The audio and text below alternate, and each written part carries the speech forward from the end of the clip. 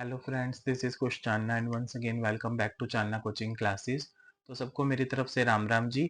आज का जो हमारा टॉपिक रहने वाला है वो है एडजॉइंट ऑफ अ मैट्रिक्स, जो कि हमारा मैट्रिक्स सिस्टम का लेक्चर नंबर 6 है। इससे पहले हमने 5 लेक्चर अपने कवर कर लिए हैं मैट्रिक्स सिस्टम के। आज हमारा लेक्चर नंबर 6 है, जिसमें हम सीखेंगे कि एडजॉइंट ऑफ मैट्रिक्स कैसे निकलता है।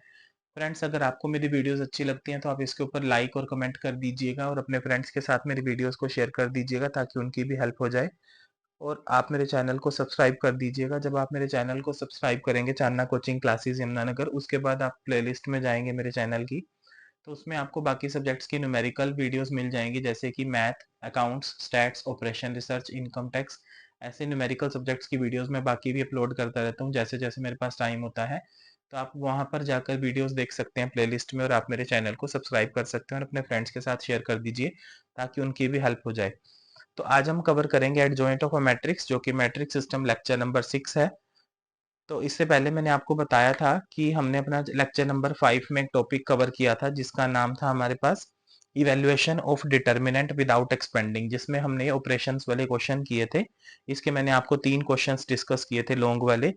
ये हमारा थर्ड क्वेश्चन था जो कि हमने इक्वल टू के सामने वाली को प्रूव करना होता है, हमने ऑपरेशंस लगाने होते हैं। तो ये हम पहले कवर कर चुके हैं अपना मैट्रिक्स सिस्टम लेक्चर नंबर 5 में। तो मैंने आपको पहले एक बार बताया था कि ये एडजॉइंट ऑफ मैट्रिक्स जो आज हम टॉपिक कवर करेंगे लेक्चर 6 में, ये हम क्यों कवर कर रहे हैं, क्यों हम इसको सीखते हैं। मैंने आपको पहले भी बताया था कि ए इनवर्स हमारे को चाहिए होता है, जो कि हम अपने लॉन्ग क्वेश्चंस में निकालते हैं, आगे फाइनल एग्जाम में उसका क्वेश्चन आता है।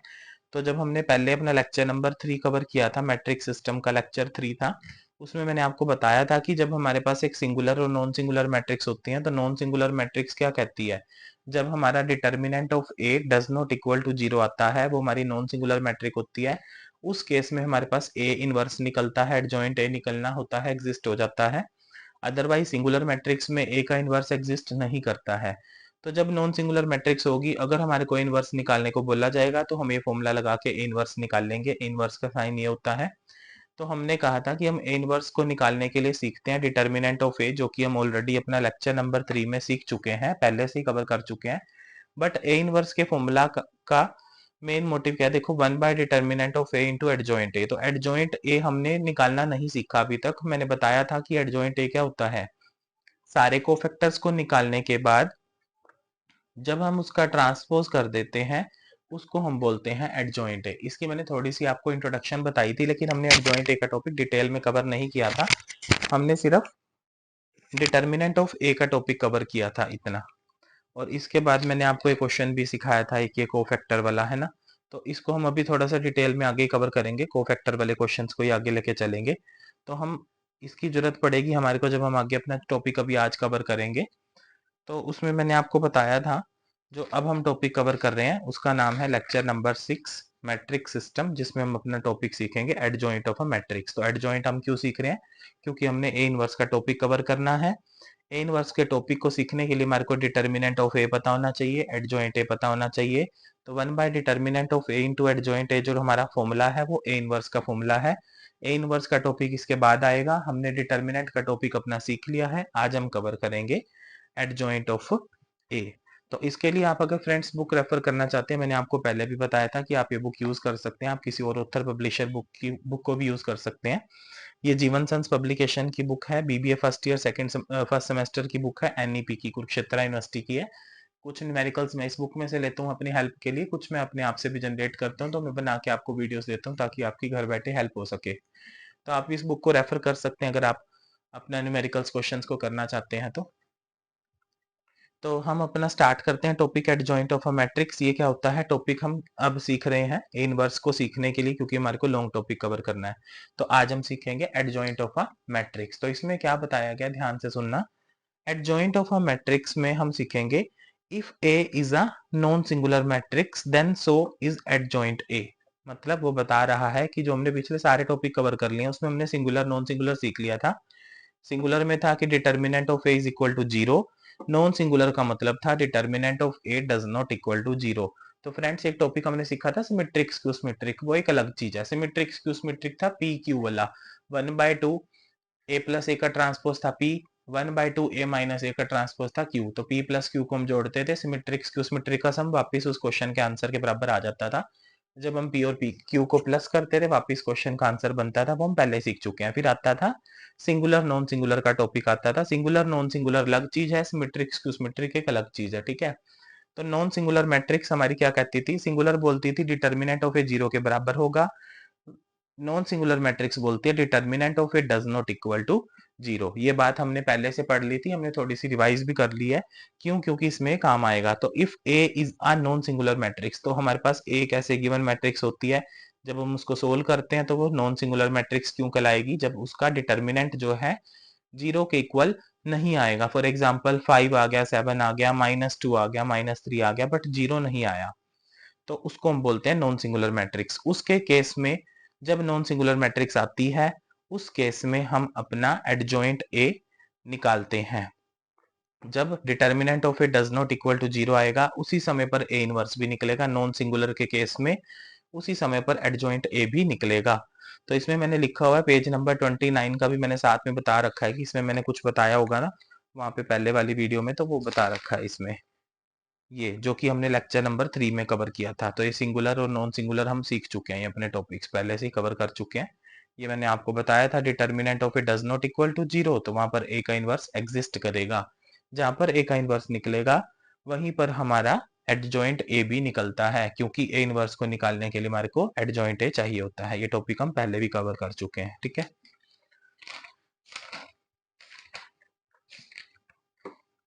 तो अब हम सीखेंगे आगे, उसने बता रखा है तो पता लग गया, डिटर्मिनेंट जब 0 के इक्वल नहीं आएगा तब नॉन सिंगुलर मैट्रिक्स है, उस समय पर एडजॉइंट ए निकलेगा। Next, it is denoted by adjoint A D J dot A. तो इसको एडजॉइंट ए को हम लिखते कैसे हैं, ऐसे लिखते हैं, ठीक है।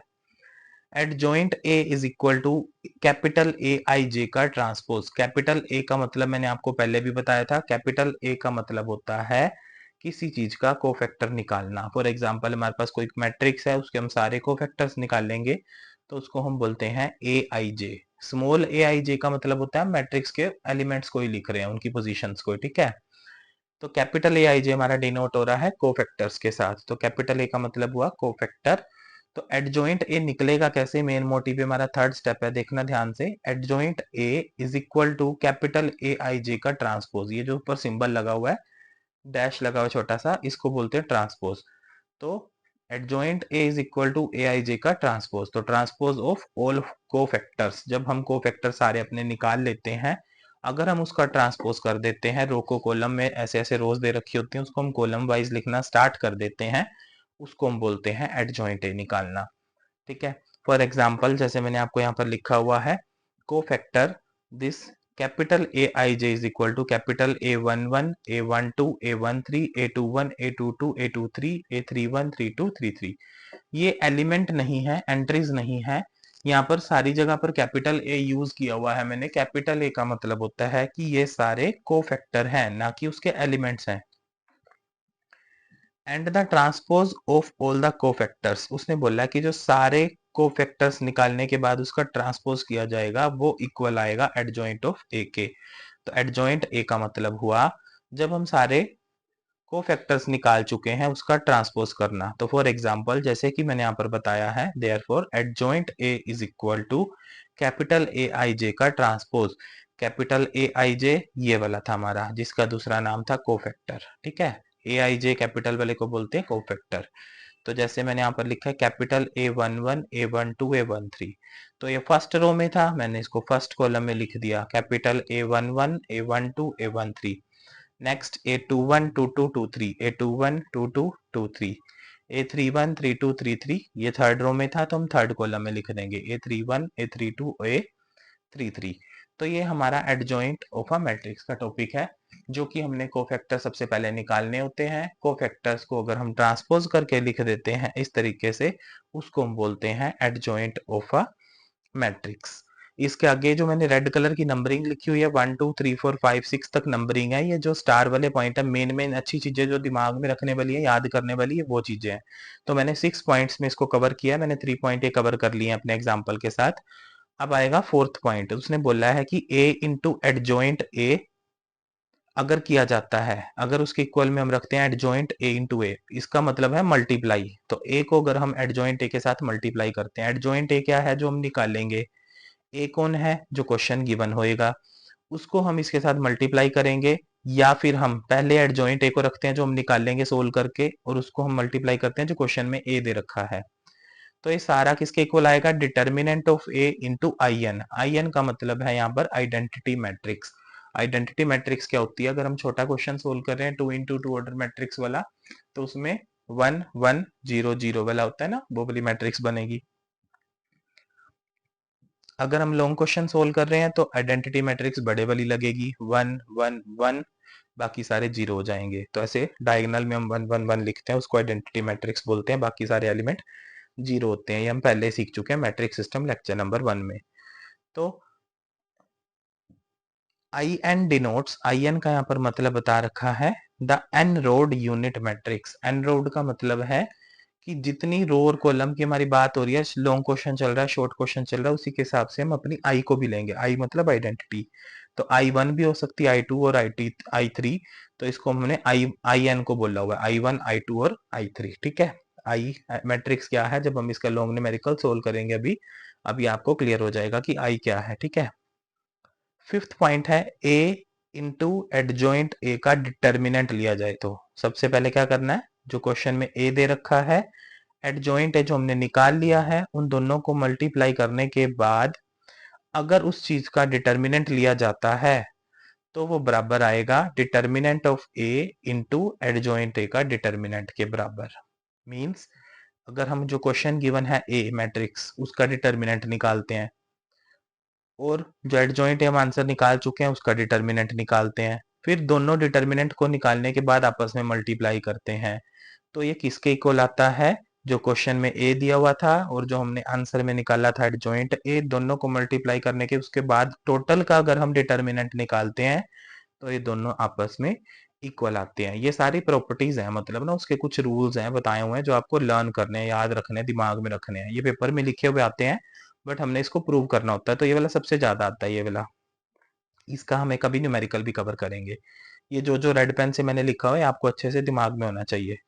सिक्स्थ पॉइंट है adjoint of A B. A B क्या है, कोई दो मैट्रिक्स दे रखी हैं, उस ए बी दोनों मैट्रिक्स को मल्टीप्लाई किया जाए, मल्टीप्लाई करने के बाद उसका एडजॉइंट निकाला जाए। एडजॉइंट क्या है, सारे के पहले कोफैक्टर निकालेंगे, ए और बी को मल्टीप्लाई करने के बाद उसके कोफैक्टर निकलेंगे, फिर हम उसको रो को कॉलम में चेंज करके उसका क्या लिख देंगे, कोफैक्टर्स को ट्रांसपोज निकालने के बाद लिख देंगे, तो उसको हम क्या बोलते हैं, एडजॉइंट। तो एडजॉइंट किसका लेना है, ए और बी के मल्टीपल का एडजॉइंट लेना है।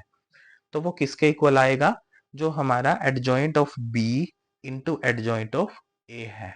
एडजॉइंट बी मतलब बी मैट्रिक्स का अलग से एडजॉइंट निकाला जाए, ए मैट्रिक्स का अलग से एडजॉइंट निकाला जाए, उन दोनों को मल्टीप्लाई करोगे अलग अलग का एडजॉइंट निकालने के बाद, या फिर आप दोनों को पहले मल्टीप्लाई कर लेते हो उसका एडजॉइंट निकाल देते हो, तो वो सारा क्या आएगा, इक्वल आएगा, बराबर रहेगा एक दूसरे की। ये वो चीज बताई हुई है। तो ये प्रॉपर्टीज पेपर में लिखी आती है, क्वेश्चन भी लिखा आता है, हमारे को कवर करना होता है, बट ये चीज आपके दिमाग में भी होनी चाहिए, इसको माइंड में भी रखना इन पॉइंट्स को। ठीक है, तो ये वाला हमने इसका बेसिक सारा कवर किया है, एडजॉइंट ऑफ अ मैट्रिक्स वाला ये सारा बेसिक था। अब हम आगे क्या करेंगे कि ये जो हमने सारा सीखा है इसको हम एक दो छोटे छोटे एग्जाम्पल की हेल्प से सीखेंगे, ताकि हमारा ये टॉपिक क्लियर हो जाए एडजॉइंट वाला। ठीक है, तो हमारे पास उसने आगे बता रखा है, now continue example from page number 27। इसका पेज नंबर 42 और 3 है, तो मैंने एक पेज नंबर 27 पे आपको ऑलरेडी एक एग्जाम्पल समझाया हुआ है ऑफ दिस नोटबुक। इस नोटबुक के हिसाब से जो मैंने पीडीएफ वगैरह भी इसकी वीडियोस की डिस्क्रिप्शन में लगा दूंगा, कोशिश करूंगा। तो अदरवाइज अगर पीडीएफ नहीं भी है तो आपके पास आपके स्क्रीनशॉट्स होंगे वीडियो के फ्यूचर यूज के लिए, जो मैं बोलता हूँ रखने को, आप इस पेज का भी स्क्रीनशॉट ले लीजिए साथ साथ। तो उसमें बोला है कि नोटबुक के पेज नंबर 27 पर एक एग्जांपल है, उसको हम कंटिन्यू करेंगे for the more clarity regarding against A adjoint of A topic. बोला है कि एडजॉइंट ऑफ ए के टॉपिक जो हमने कवर किया हुआ है ये वाला भी करेंगे। ठीक है, पीछे भी मतलब हमने वो निकाले हुए थे इसके, कोफैक्टर्स निकाल रहे थे, ठीक है। तो हम एडजॉइंट ऑफ मैट्रिक्स को किसकी हेल्प से सीखेंगे, उस कोफैक्टर के टॉपिक की हेल्प से सीखेंगे। तो उससे हम अपना ज्यादा क्लियरिटी के लिए उससे अपना एग्जांपल जो है रिगार्डिंग मिलता जुलता रिलेटेड एग्जांपल है उसको हम लेके चलेंगे। तो फॉर एग्जांपल जैसे मैंने यहाँ पे ले रखा है, ऑल कोफैक्टर्स का ट्रांसपोज किया जाए तो हमारा क्या निकलता है, एडजॉइंट निकलता है। अभी एग्जाम्पल कहाँ से आया, इसमें मैंने बोल रखा है पेज नंबर 27 पे एक एग्जाम्पल है जो हम क्लियरिटी के लिए और लेंगे, ठीक है। ये जो हमारा एग्जाम्पल है पेज नंबर 27 पे, ये हमने कवर किया हुआ है अपना लेक्चर नंबर 3 में कवर किया था ये हमने पहले मैट्रिक्स के। तो इसमें हमारा कोफैक्टर वाला टॉपिक था, तो हमने एक मैट्रिक्स के पूरे कोफैक्टर निकालने सीखे थे ऐसे one by one, step by step. अगर आपने वीडियो नहीं देखी थी तो आप मैट्रिक्स सिस्टम लेक्चर नंबर 3 की वीडियो को जाके देख सकते हैं अपना कोफैक्टर का टॉपिक कवर करने के लिए। तो इसमें हमने अपना एग्जाम्पल कवर किया था, ये हमने सारे कोफैक्टर्स को निकाल के रो बाय रो लाइन में लिख दिया था। तो इसको हमने एक जगह पर साइड में लिखा था, जो मैंने बोला था आपको स्क्रीनशॉट ले लेना आप, ठीक है। इस कोफैक्टर्स वाले सेम एग्जाम्पल को उठा के हम आगे रखेंगे, जो हमारा यहाँ तक आंसर आया था कोफैक्टर का, इसको हम उठा के आगे ले जाएंगे, ठीक है। तो इसी एग्जाम्पल को हम अभी कंटिन्यू करने जा रहे हैं यहाँ पर। तो वो एग्जाम्पल को मैंने एज इट इज सेम यहाँ पर कॉपी पेस्ट कर दिया वहां से, ऑल कोफैक्टर जो हम निकाल चुके थे पहले, उस सारे कोफैक्टर्स का ट्रांसपोज करना है। तो वो क्या निकलेगा, एडजॉइंट निकलेगा। देखो कैसे, ये लिखा हुआ है 5 46 35 2 -22 14 27 6 -13। तो ये सारी रो 1 रो 2 रो 3 में लिखा हुआ है। इसको हम रो 1 सॉरी कॉलम 1 कॉलम 2 कॉलम 3 में लिख देंगे। 5 46 35 ऐसे लिख दिया, 5 46 35। ये सारे कौन थे, ये सारे कोफैक्टर थे। हमने मेहनत करके कैपिटल ए को निकाला था, A11 A12 A13 इन पोजीशंस के लिए सारे कोफैक्टर हम निकाल चुके हैं, एक डिटेल्ड प्रोसेस है, ठीक है। ये निकालने के बाद उसका ट्रांसपोज करना है आगे। 2 -22 14 हमने कॉलम 2 में लिख दिया। ये रो नंबर 3 में लिखा था 27 6 -13, कॉलम नंबर 3 में लिख दिया 27 6 -13। तो इस पेज का आप स्क्रीनशॉट ले लीजिए। तो ये हमारा कोफैक्टर वाला सेम एग्जांपल हमने कवर किया है।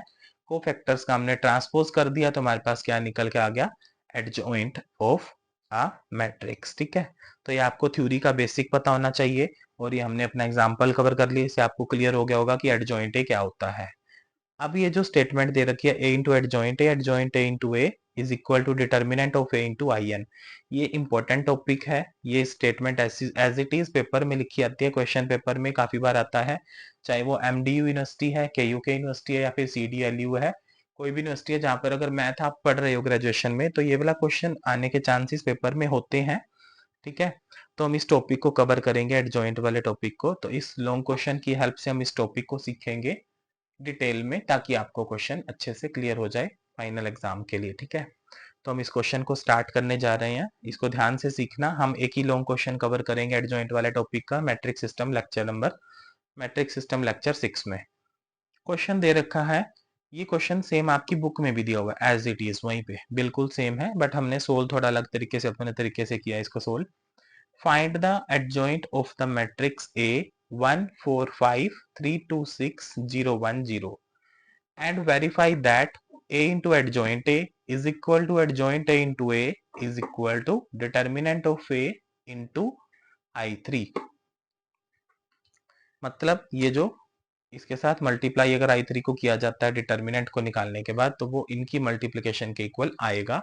इसको हम मान के चलेंगे अपना पार्ट नंबर 1, इसको मानेंगे पार्ट 2। ये हमारा अभी हम डिटर्मिनेंट निकाल ही रहे हैं, तो इसको हम इसके इक्वल प्रूव करेंगे, ठीक है। तो हम क्वेश्चन को स्टेप बाय स्टेप कैसे सोल्व करेंगे, थोड़ा ध्यान से सीखना आप, ठीक है।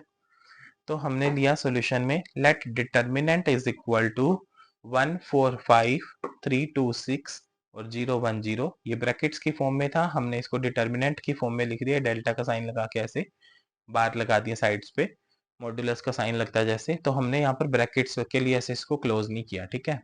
तो हम निकाल लेंगे determinant of A. Determinant of A निकालने के लिए हमारे पास एक रूल था जो हमने लर्न किया था, इसको आपको पेपर में नहीं लिख के आना है, पेंसिल से लिखा हुआ मैंने। आप अगर लिखते भी हैं पेपर में तो इसको बाद में रेज कर दीजिएगा, ठीक है। तो वैसे आपको लर्न करना है, पेपर में मेंशन नहीं करना। अगर आप कर भी देंगे तो इसके मार्क्स डिडक्ट नहीं होंगे। तो रूल था हमारा प्लस माइनस प्लस, और जो ब्रैकेट्स में आएंगी सारी वो क्या आएंगी, माइनस के साइन आएंगे। तो हम कोफैक्टर वाला सारा टॉपिक अभी डिटेल में कवर करेंगे और डिटर्मिनेंट का भी, तो एक एक स्टेप बाय स्टेप कवर करेंगे, ध्यान से सीखना।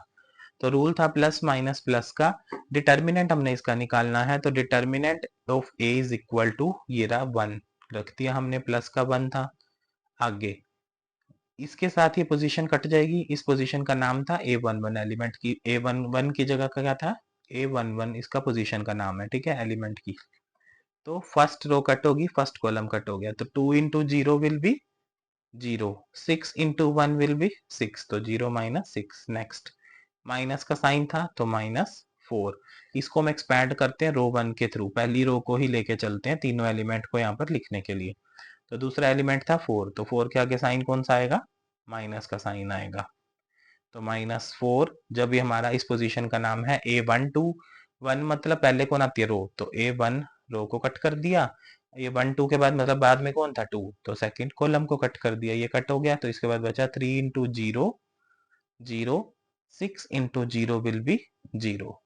नेक्स्ट प्लस 5, रो 1 का तीसरा एलिमेंट 5, ये रहा प्लस 5, इसका नाम था A13, 13 मतलब पहले वाली रो तीसरे वाला कॉलम, तो 1 रो को कट कर दो, थर्ड कॉलम को कट कर दो, 3 2 0 1 बच गया, तो प्लस का 5 यहाँ उतारेंगे, 3 into 1 will be 3, 0 into 2 will be 0, तो 3 माइनस 0। हम आगे लिखेंगे इसको, देखो 0 माइनस 6 का होता है -6 होता है, 0 माइनस 0 0 होता है, 3 माइनस 0 विल बी 3 होता है। तो अब इसको मल्टीप्लाई करेंगे, -6 के साथ 1 को मल्टीप्लाई किया -6, -4 को 0 के साथ मल्टीप्लाई किया -0 ही आएगा, 0 इंटू 4 0 ही हो जाएगा, तो माइनस को यहाँ पे लिख सकते हो आप डायरेक्टली भी। 3 में से 0 गया तो 3 वापिस आएगा, 5 इंटू 3 विल बी 15, ठीक है, तो हम इसको 5 इंटू 3 करके लिखेंगे, प्लस आएगा, ठीक है। तो -6 आगे प्लस, सॉरी -6 माइनस 0 प्लस 15, तो माइनस का 6 प्लस का 15 बच जाएगा, 0 बीच में से निकल जाएगी, तो माइनस का 6 प्लस का 15 क्या आ जाएगा हमारा, 15 माइनस प्लस माइनस माइनस, तो 15 में से 6 गया 9, तो प्लस माइनस माइनस होता है, लेकिन साइन किसका आएगा, बड़े वाले डिजिट का आएगा, तो हमने यहाँ पर प्लस का 9 लिखा। तो determinant of A is equal to 9, तो 9 डज नॉट इक्वल टू 0, ये चीज जो है हमारी, ध्यान से देखिए आप, जो डिटर्मिनेंट का आंसर आया है वो 9 आया है, लेकिन 9 0 के बराबर नहीं है, या तो आंसर माइनस में आया प्लस में आए तो नॉन सिंगुलर मैट्रिक्स होती है, ठीक है। तो अब determinant of it does not equal to 0, जो हमारा एक डिटर्मिनेंट एक आंसर आया वो 9 आया, 0 के बराबर नहीं आया, तो ये हमारी नॉन सिंगुलर मैट्रिक्स होती है। उस केस में हमारा ए इनवर्स भी एग्जिस्ट करेगा, बट हमारे को ए इनवर्स निकालने के लिए नहीं बोला है, हमारे को ये स्टेटमेंट सोल्व करने को बोला है, ठीक है। तो इस स्टेटमेंट में से हमारा जो डिटर्मिनेंट ए था वो हमारा निकल चुका है, आई हमारे को पहले ही पता, आई3 क्या होती है, अभी हम आगे डिस्कस करेंगे, ये हमारे को ऑटोमेटिकली हम पहले लेक्चर से जानते हैं इसको, ठीक है। अब हम इसको सोल्व करेंगे, A into adjoint A into A, but हमारे को एडजॉइंट ए निकालना कैसे है, एडजॉइंट ए निकालने के लिए हमारे को पहले कोफैक्टर निकालना पड़ेगा, तो हम पहले स्टार्ट करेंगे कोफैक्टर को निकालना। तो कैलकुलेशन ऑफ कोफैक्टर्स, हम अपने कोफैक्टर को निकालना स्टार्ट करेंगे। तो इस पोजीशंस के हिसाब से हमने इसको लिख के रख लिया है, कैपिटल A11 A12 A13, फिर थोड़ा सा स्पेस छोड़ा, क्योंकि ये सारी हमारी कैलकुलेशन जो थी वो रो 1 की थी, रो 2 की कैलकुलेशन ये सारी, रो 3 की कैलकुलेशन ये सारी कैलकुलेशन है, ठीक है।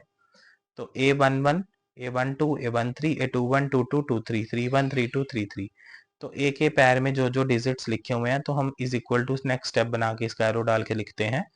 तो -1 की पावर वो बन जाती है जो ए के साथ दे रखी है, तो -1 की पावर क्या होगी, ये 1 1 था तो 1 + 1, आगे 1 + 2 1 + 3 2 + 1 2 + 2 2 + 3, फिर 3 + 1 3 + 2 3 + 3, ठीक है। तो -1 की पावर हमने सारी वो लिख दी जो कि ए के साथ वर्डिंग लिखी हुई थी, इसको हमने प्लस करके लिख दिया, ठीक है। मल्टीप्लाई में हम लिखेंगे इसका निकाल के यहाँ से, ठीक है। तो फॉर एग्जाम्पल जैसे कि आपके पास अभी देखो, -1 की पावर, अगर 1 + 1 क्या होता है 2 होता है, -1 की पावर टोटल क्या होगी 2, 2 एक इवन नंबर है, तो -1 को -1 से मल्टीप्लाई करोगे तो +1 आ जाएगा। फिर 1 और 2 कितना होता है 3, तो -1 की पावर 3, 3 एक ओड नंबर है, ओड नंबर में -1 वापिस आता है। अब 3 प्लस 1 कौन है 4, 4 एक इवन नंबर है, तो -1 को अगर हम 4 बार मल्टीप्लाई करते हैं, इवन पावर है, तो हमारा प्लस का 1 वापिस आता है। तो हम इसीलिए ऐसे लिख सकते हैं इसको इजीली, +1 -1 +1 -1 +1 -1 +1 -1 देन +1। ठीक है, +1 से ही स्टार्ट हुआ, +1 पे ही आके रुक गया, तीनों रोज का हमारे पास कोफैक्टर आ गया। लेकिन ये बीच की कैलकुलेशन हमारे पास कैसे है, ये ध्यान से सीखना। A11 पोजीशन के लिए निकालेंगे, ये 1 1 पोजीशन थी, इसको हमने ऐसे कट कर दिया, बचा कौन 2 × 0 0, 6 × 1 विल बी 6, तो 0 - 6 क्या हो गया -6। तो 1 यहाँ से आया था इवन पावर के साथ, 1 प्लस का, क्योंकि 1 + 1 2 था, तो 2 एक इवन नंबर है, -1 का क्या हो गया +1 हो गया, क्योंकि हम इसको 2 बार मल्टीप्लाई कर रहे हैं। तो प्लस का 1 × -6 कितना आ गया -6। नेक्स्ट कैसे आया देखो, इसकी पोजीशन का नाम है A12, तो A12 की पोजीशन में ये कैंसिल हो जाएगा। उसके बाद बचा 0 × 3 विल बी 0, 0 × 6 विल बी 0, तो 0 - 0 मल्टीप्लाई करेंगे तो क्या हो गया 0। नेक्स्ट है A13 पोजीशन, ये रही A13 पोजीशन, 1 रो कट कर दो, 3 पोजीशन पे कॉलम कट कर दो, बच गया कौन हमारे पास 3 2 0 1, 3 × 1 विल बी 3, 2 × 0 विल बी 0, तो 3 - 0 क्या आएगा 3, 3 × 1 विल बी 3। नेक्स्ट कोफैक्टर कैसे आएगा, इस पोजीशन के लिए आएगा, इसका नाम है A21, 21 मतलब 2 रो कट कर दो, 1 कॉलम कट कर दो, तो 4 × 0 विल बी 0, 5 × 1 विल बी 5, तो 0 - 5 -5 -5 × -1 +5। नेक्स्ट आएगी पोजीशन A22, A22 पोजीशन ये रही, 2 रो कट कर दो, 2 कॉलम कट कर दो, 1 × 0 will be 0, next 5 × 0 will be 0, तो 0 - 0 0, 0 × 1 विल बी 0 ही होता है। नेक्स्ट पोजीशन है A23, 23 पोजीशन कौन सी है, ये वाली है ना, 2 रो कट कर दो, 3 कॉलम कट कर दो, बचा कौन 1 4 0 1 बच गया, 1 × 1 विल बी 1, 0 × 4 विल बी 0, तो 1 - 0 1, -1 और +1 को मल्टीप्लाई करोगे तो -1 आएगा। नेक्स्ट A31, 31 पोजीशन ये वाली है, थर्ड रो कट कर दो, फर्स्ट कॉलम कट कर दो, 6 × 4 विल बी 24, 5 × 2 विल बी 10, तो 24 - 10 विल बी 14, 14 × 1 कैसे आया था 3 + 1 इवन नंबर की पावर है, -1 को इवन 4 बार मल्टीप्लाई करेंगे +1 आएगा, तो 1 × इसका माइनस किया 14, 1 × 14 विल बी 14। नेक्स्ट पोजीशन है A32, ये रही A32 position, third row cut कर दो, सेकंड कॉलम कट कर दो, 1 × 6 विल बी 6, 5 × 3 विल बी 15, तो 6 - 15 -9, -9 × -1 विल बी +9, 9 1 जा 9, माइनस माइनस प्लस, हमने मुंह से प्लस बोला, मल्टीप्लाई में हम वो साइन लगाते हैं जो हम अपने मुंह से बोलते हैं, तो 9 × 1 9, माइनस माइनस प्लस, तो हमने प्लस बोला प्लस ही लगाएंगे। ठीक है, नेक्स्ट है A33 पोजीशन, ये वाली, थर्ड रो कट कर दो, थर्ड कॉलम कट कर दो, 2 × 1 विल बी 2, 4 × 3 विल बी 12, तो 2 - 12 विल बी -10, तो 1 × -10 कितना हो जाएगा -10 ही हो जाएगा। अब ये जो सारे हमने लिखे थे, ये है हमारी पूरी टोटल रो 1 का जो हमने सोल्व किया था, इसको सेम एज इट इज पूरी रो 1 में आंसर लिख देंगे, -6 0 और 3 ये लिख दिया हमने। नेक्स्ट 5 0 -1, ये रो 2 को सोल्व करके आया था, तो रो 2 में लिख दो 5 0 -1, ये सारा रो 3 को सोल्व करके आया था यहाँ से, तो हम इसको रो 3 में लिख देंगे 14 9 -10 ये लिख दिया। ये है हमारा कैपिटल AIJ, कैपिटल AIJ मतलब सारे कोफैक्टर हम निकाल चुके हैं, हमने उसको एक मैट्रिक्स की फॉर्म में वापस रख दिया है, step by step line by line row के अकॉर्डिंग रख दिया है। देयरफॉर वी नो दैट, जैसे कि हम जानते हैं जो हमारा एडजॉइंट A होता है वो किसके बराबर होता है, कैपिटल AIJ के ट्रांसपोज के बराबर होता है, या हम दूसरी अपनी लोकल लैंग्वेज में इसको बोल सकते हैं, और कोफैक्टर जो हम सारे कोफैक्टर निकाल चुके हैं, इसको हम एक मैट्रिक्स की फॉर्म में बंद करके रखेंगे, इस सारे कोफैक्टर का ट्रांसपोज रो को कॉलम में बदल देंगे, चेंज करके लिख देंगे, तो वो हमारा क्या हो जाएगा, एडजॉइंट ए निकल के आ जाएगा। ठीक है, इसका स्क्रीनशॉट जिसने नहीं लिया आप ले सकते हैं। इसको हम आगे लेके चलेंगे कंटिन्यू करने के लिए। सेम एज इट इज हमारे ए आई जे क्या आ गया है, ये सारे कोफैक्टर आ गए हैं जो कि हमने यहाँ पर ऐसे रखे थे पिछले क्वेश्चन में से उठा के। यहाँ तक हम पहुंच चुके हैं। ठीक है, तो अब हमारे पास कैपिटल ए आई जे आ चुका है। कैपिटल ए आई जे मतलब, कैपिटल ए आई जे का मतलब है हमारे सारे कोफैक्टर्स निकल चुके हैं। ठीक है, तो ये हमारे पास कैपिटल ए आई जे आया था। कैपिटल ए आई जे -603 50 -1 14 9 -10, तो ये हमारे तीनों रोज हैं, ये तीनों कॉलम बन जाएंगे देखना। तो -603 हमने इसको फर्स्ट कॉलम में लिख दिया। सेकंड रो में 50 -1 है, इसको हमने सेकंड कॉलम में लिख दिया। 14 9 -10 रो नंबर 3 में था, तो 14 9 -10 कॉलम 3 में लिख दिया।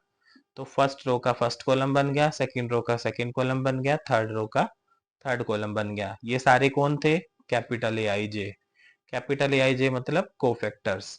जब हमने इसको ट्रांसपोज करके लिख दिया तो उसको हम क्या बोलते हैं, अपना कोफैक्टर बोलते हैं। तो इसके ऊपर यहाँ पर ट्रांसपोज का साइन लगाना रह गया है। अब आप इसका पेज का स्क्रीनशॉट ले लीजिए। अब हम हमारे पास जो क्वेश्चन में मेन टास्क था एडजॉइंट ए निकालना, वो हमारा निकल चुका है। एडजॉइंट ए जो हमारे को चाहिए था निकल चुका है। I3 हमें पता ही है क्या होती है, आइडेंटिटी मैट्रिक्स होती है। डिटर्मिनेंट ऑफ ए हमारा निकल चुका है।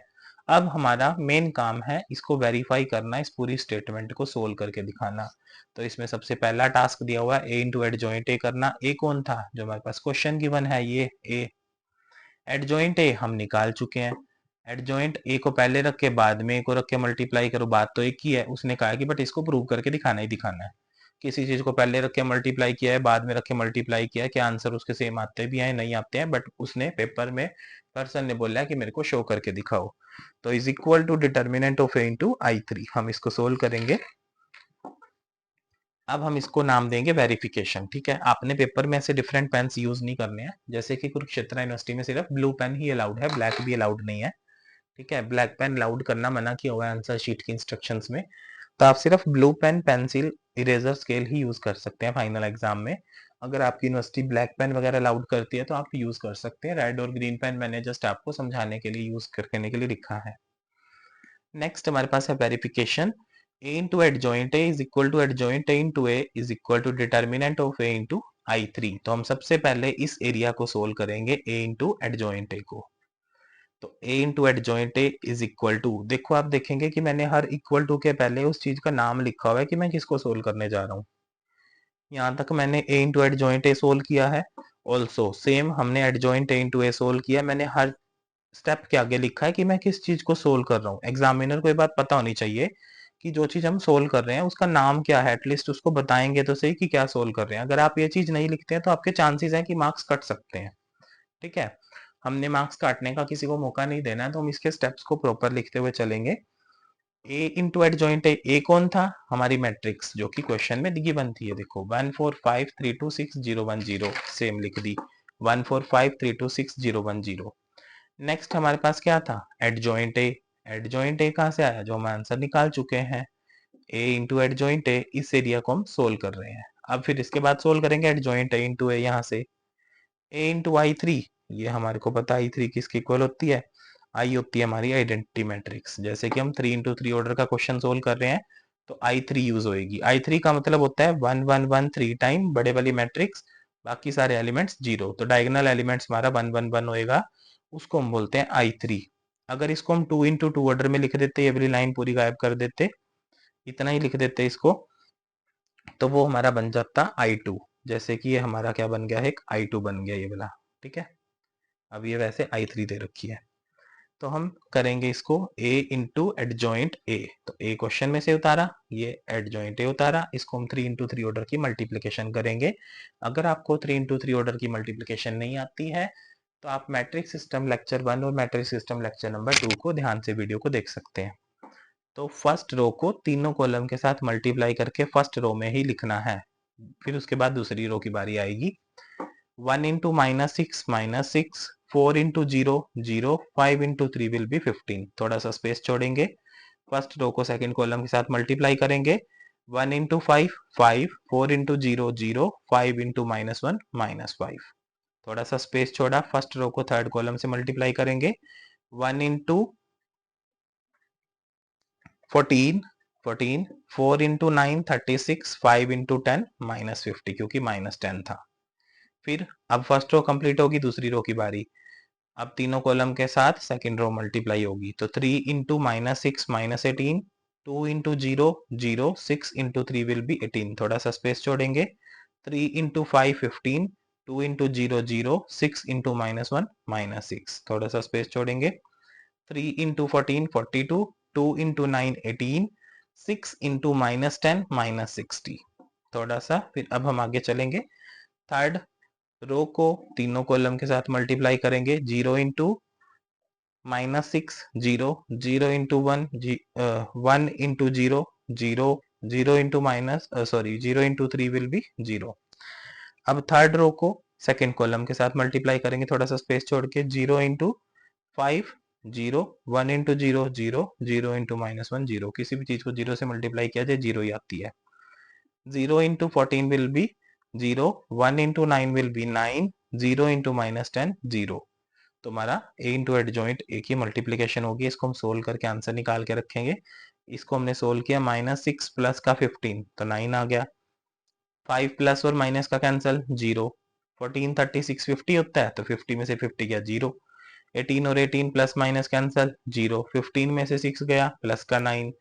42 18 और 60, 42 और 18 पहले ही 60 होते हैं, 60 में से 60 गया 0। 0 और 0 सारे 0 ही होंगे, ये भी 0 ही हो जाएगा। तो 0 प्लस 9 तो 9 हो जाएगा। इस 9 को डायगोनल में से हमने बाहर कॉमन ले सकते हैं, तो ले लिया। 9 9 9 में से एक 9 कॉमन ले लिया। जहां से कोई चीज उठ के बाहर कॉमन निकलती है उस जगह पर हमेशा 1 1 1 बचता है। तो ये हमारा जो 9 बाहर कॉमन आया है, ये 9 क्या था, डिटर्मिनेंट के इक्वल आ गया। डिटर्मिनेंट क्या आया था हमारा आंसर, ये आया था 9। देखो सेम आ गया ना, ये आ गया 9। 9 आया हमारे पास डिटर्मिनेंट, ठीक है। तो 9 आया डिटर्मिनेंट के इक्वल, ग्रीन कलर से अंडरलाइन है।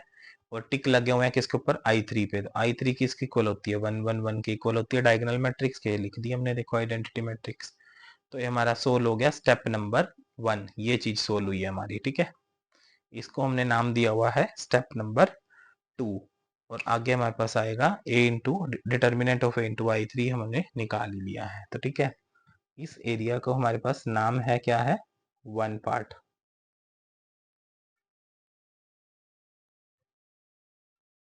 इस एरिया का नाम है हमारे पास पार्ट नंबर 2। तो ये पार्ट 1 और पार्ट 2 हम इसको भी यहाँ पे सोल्व करेंगे, ठीक है। आप इसका स्क्रीनशॉट दोबारा लेना चाहें तो ले सकते हैं।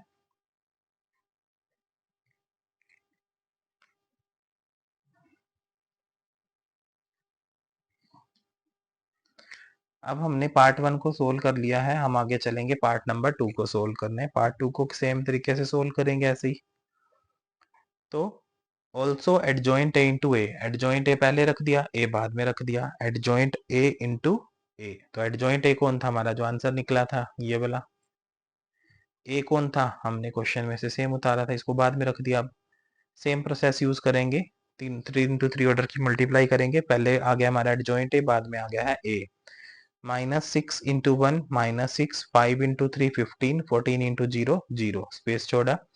0 इंटू 4, सॉरी फर्स्ट रो को सेकंड कॉलम से करेंगे। -6 into 4 -24, 5 into 2 10, 14 into 1 14, -6 into 5 -30, 5 into 6 will be 30, 14 into 0 will be 0। Next second row की बारी है, सेकंड रो को लेंगे, तीनों कॉलम के साथ मल्टीप्लाई करेंगे। 0 into 1 0, 0 into 3 0, 9 into 0 will be 0। 0 into 4 0, 0 into 2 0, 9 into 1 will be 9। 0 into 5 0, 0 into 6 will be 0, 9 into 0 will be 0। Next row 3 की बारी है, तीनों कॉलम के साथ। 3 into 1 3, -1 into 3 will be -3, -10 into 0 will be 0। 3 into 4 12, -1 into 2 will be -2, -10 into 1 will be -10। 3 into 5 15, -1 into 6 will be -6 -10 into 0 will be 0। इसको हम solve करेंगे। Minus का 6 प्लस का 15 9 आ गया। -24 10 और 4 14 और 10 कितने होते हैं 24। -24 प्लस का 24 0 हो गया। माइनस और प्लस का 30 खत्म 0 हो गया। 0 और 0 सारे 0। 0 प्लस 9 9 आ गया। 0 0 सारे 0 ही आ जाएंगे। प्लस का 3 माइनस का 3 कैंसिल 0। 12 में से 10 और 2 12 होते हैं तो प्लस का 12 माइनस का 12 फिनिश हो गया। 15 में से 6 गया, देन अगेन 9। दोबारा देखेंगे डायगोनल में 9 आ चुका है। 9 को हम बाहर कॉमन ले लेंगे। अंदर जहां जहां से जो जो कॉमन बाहर आएगा वहां पे 1 1 1 बचेगा।